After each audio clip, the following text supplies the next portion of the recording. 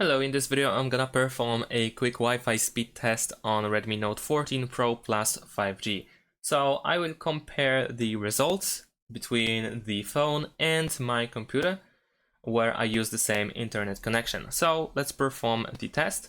On my PC I did the test and the download speed is 935 megabits per second while the upload shows 507 megabits per second.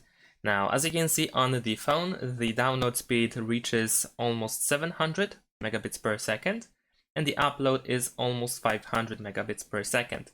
So the difference in download is actually quite significant because there is almost, well, over 230 megabits per second difference. So it is a little bit slower than on PC, but at the same time we are using Wi-Fi on the phone, whereas on the computer I am using a cable. So this might be the significant difference or the reason why there is such a difference. But that is pretty much it. Still, the Wi-Fi speed is pretty good. Not gonna complain. Thanks for watching, leave a like and subscribe to my channel and see you in my next videos. Bye!